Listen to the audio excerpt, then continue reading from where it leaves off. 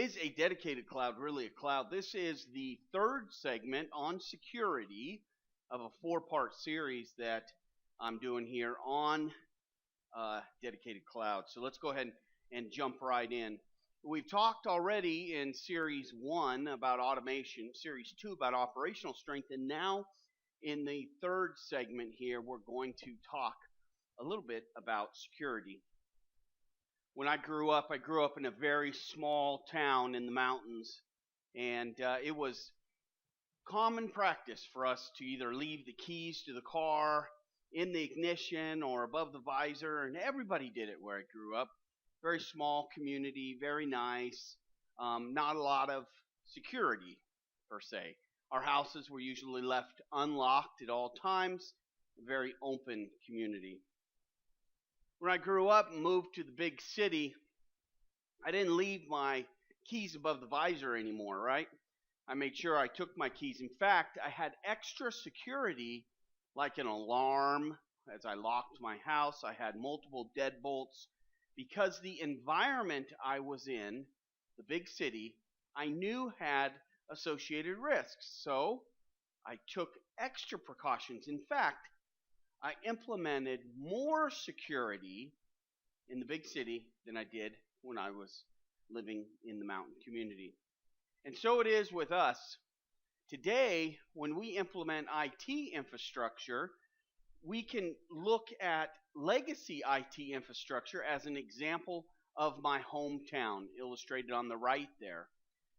Often it's less consistent, a lower priority. It's not uncommon. I've done it myself. It's not uncommon to have a solution that you have to develop to meet a need, and security is the last thing on the list.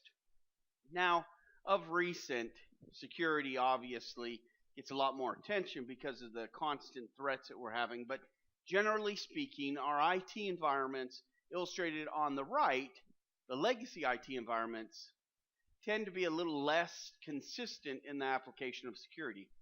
Whereas, just like me, when I moved to the big city, I knew that there were security risks already in the environment. So what did I do?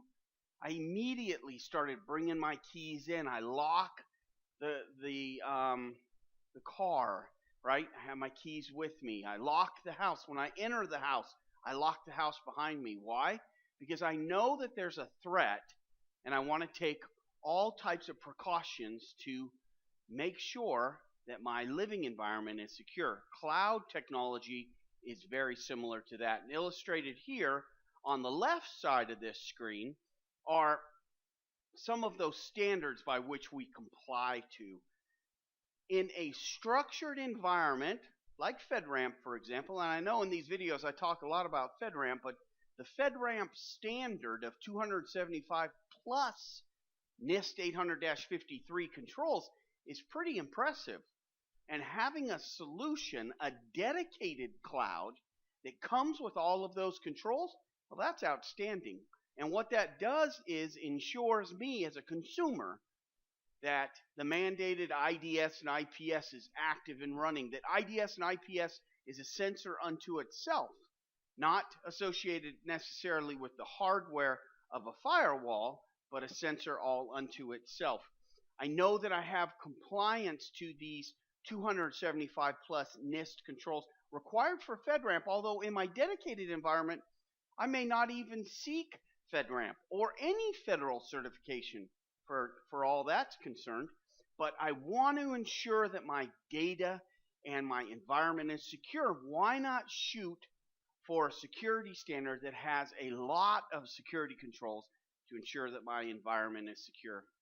I know that in a FedRAMP environment, I'm going to have regular vulnerability testing and penetration testing, and it's going to incorporate continuous monitoring because we know that threats against our environments are very fluid and dynamic today. All of these things come with cloud. Why? Because with our legacy IT, again, illustrated by my hometown, there was no real threat. So we did not build up security. We left the keys on top of the visor in the ignition, left the homes unlocked. Why? Security was not a threat. Whereas when I moved to the big city, lots of security, need to have it. The cloud is in the big city.